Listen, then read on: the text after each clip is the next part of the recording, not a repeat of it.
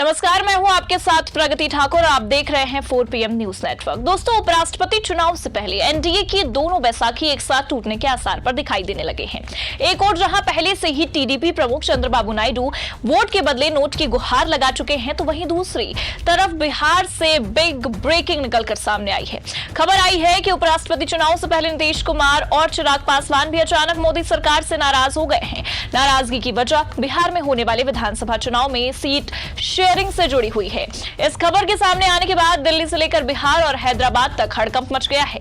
बिहार के एनडीए की seat sharing को लेकर क्या हुआ कि हड़कंप मच गया, और क्यों नायडू के बाद अब नीतीश कुमार और चिराग पासवान की ओर से क्रॉस वोटिंग की बात सामने आ चुकी है, ये सब कुछ हम आपको अपने इस रिपोर्ट में बताने वाले हैं।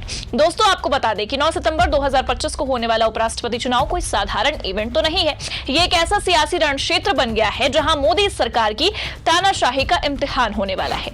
जगदीप धनखड़ के अचानक इस्तीफे ने सियासी गलियारों में हलचल मचा दी है और अब ये चुनाव एनडीए के लिए किसी अग्नि परीक्षा से कम नहीं माना जा रहा है। लेकिन इस बार कहानी में ट्विस्ट ये है कि एनडीए के अपने ही सहयोगी चंद्रबाबू नायडू और नीतीश कुमार बीजेपी को आंखें दिखा रहे हैं। अब आपको बता दें कि कल ही यानी कि 23 अगस्त को ही ये बात साफ हो गई थी कि उपराष्ट्रपति चुनाव से पहले टीडीपी सुप्रीमो चंद्रबाबू नायडू ने केंद्र से 5,000 करोड़ की डील मांगी ताकि आंध्र प्रदेश में उनके ड्रीम प्रोजेक्ट्स को फंडिंग मिल सके। खबर तो यहां तक आई कि अगर ये डील नहीं हुई तो नायडू ने धमकी दी है कि वो अपने 16 लोकसभा सांसदों के जरिए क्रॉस वोटिंग करवा सकते हैं। दोस्तों, ये कोई छोटी मोटी धमकी नहीं है। उपराष्ट्रपति चुनाव में गुप्त मतदान होता है और क्रॉस वोटिंग की संभावनाएं हमेशा बनी रहती है। अगर नायडू ने अपने सांसदों को विपक्षी इंडिया गठबंधन के पक्ष में वोट डालने के लिए कहा तो बीजेपी का उम्मीदवार बुरी तरह से फंस सकता है। लेकिन असली ट्विस्ट तो बिहार से आ रहा है। नीतीश कुमार, जिन्हें सियासत का पलटी मार चैंपियन कहा जाता है, वो भी अब मोदी सरकार के खिलाफ तलवारें तान रहे हैं। उनकी जेडीयू, जो एनडीए की बड़ी सहयोगी है, अब बिहार में सीट शेयरिंग के खेल से नाराज हो गई है और इस नाराजगी का असर उपराष्ट्रपति चुनाव पर भी पड़ सकता है। नीतीश के पास राज्यसभा में 12 सांसद हैं और अगर वो क्रॉस वोटिंग का रास्ता चुनते हैं तो ये मोदी सरकार के लिए सियासी तमाचा होगा, क्योंकि खबर आ रही है कि बिहार के विधानसभा चुनाव में एनडीए में सीट शेयरिंग का फाइनल रिजल्ट आ गया है, जिसके बाद नीतीश और चिराग दोनों को बैकफुट पर ला दिया गया है। बिहार विधानसभा चुनाव 2025 अक्टूबर-नवंबर में होने वाले हैं और एनडीए के भीतर सीट शेयरिंग का फॉर्मूला फाइनल हो गया है। लेकिन यह फॉर्मूला ऐसा है कि नीतीश कुमार और चिराग पासवान दोनों के पसीने छूट रहे हैं।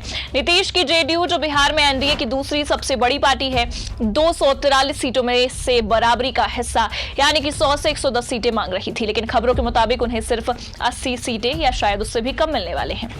दोस्तों, ये नीतीश के लिए किसी बड़े झटके से कम नहीं है। 2020 के विधानसभा चुनाव में जेडीयू को सिर्फ 43 सीटें मिली थी और अब अगर उन्हें कम सीटें मिलती हैं तो उनकी सियासी हैसियत और कमजोर हो जाएगी।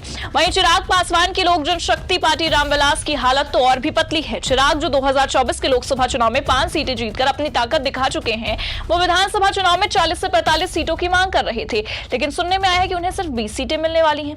दोस्तों, ये चिराग के लिए सियासी आत्महत्या जैसा ही तो है।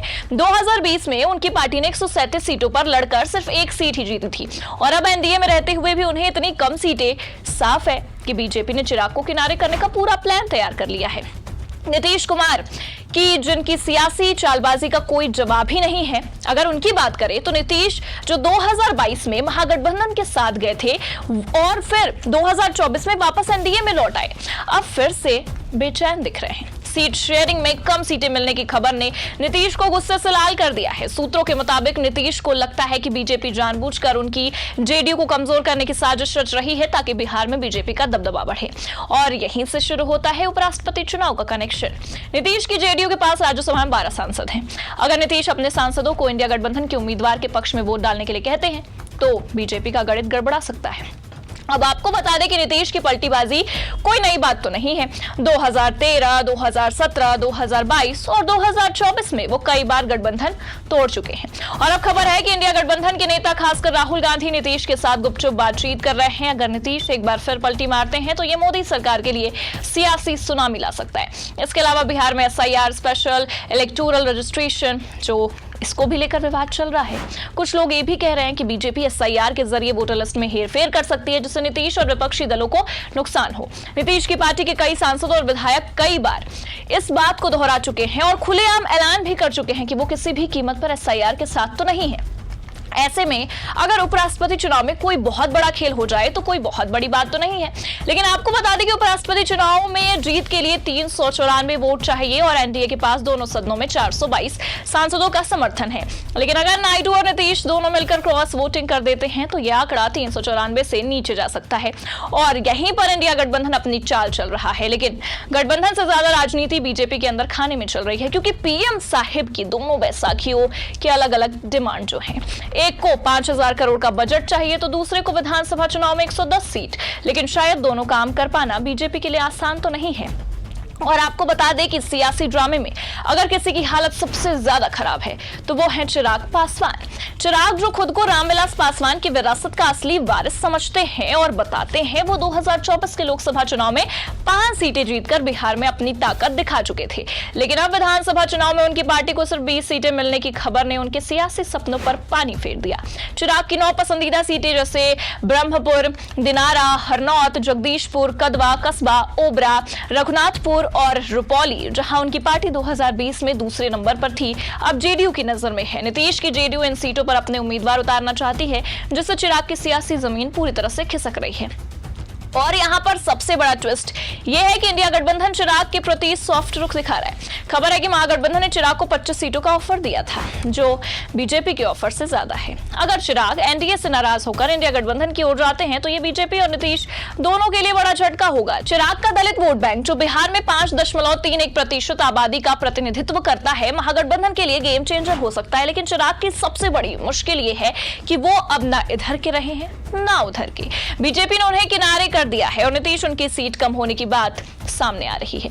अब आपको बता दें कि जिस तरह से नायडू और नीतीश ने बगावत का अंदर ही अंदर ऐलान किया है और ऊपर से सॉफ्ट कॉर्नर दिखा रहे हैं, इंडिया गठबंधन को अपनी पूरी ताकत दे रहे हैं, वो समझ में आ रहा है कि कहीं ना कहीं से बीजेपी को घेरने की तैयारी हो रही है। ऐसे में साफ है कि ना सिर्फ क्रॉस वोटिंग का खतरा है, बल्कि मोदी सरकार को भी जोर का झटका लग सकता है।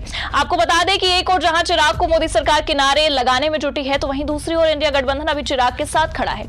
आज भी वोटर अधिकार यात्रा में जब चिराग की बात मीडिया की ओर से उठाई गई तो तेजस्वी और राहुल गांधी ने सॉफ्ट कॉर्नर दिखाया। और आपको बता दें कि यही सॉफ्ट कॉर्नर उपराष्ट्रपति चुनाव में मोदी सरकार के लिए जी का जंजाल भी बन सकता है। तेजस्वी ने चिराग की बात पर बिल्कुल साफ तौर पर कहा कि वो बड़े भाई हैं, शादी करें। ऐसे में ये सारा सियासी ड्रामा एक बात तो साफ कर रहा है कि अपने पीएम साहब सहयोगियों के सामने बेबस हो चुके हैं। सबसे बड़ी बात, उपराष्ट्रपति चुनाव में अगर नायडू और नीतीश ने क्रॉस वोटिंग की तो ये बीजेपी के लिए सियासी आत्महत्या होगी, और अगर चिराग इंडिया गठबंधन के साथ चले गए तो बिहार में बीजेपी की सारी रणनीति धूल में मिल जाएगी। ऐसे में साफ है कि नायडू की ब्लैकमेल, नीतीश की पलटी और चिराग की सियासी गिरावट, ये सब बीजेपी की कमजोर होती पकड़ को दिखा रहा है।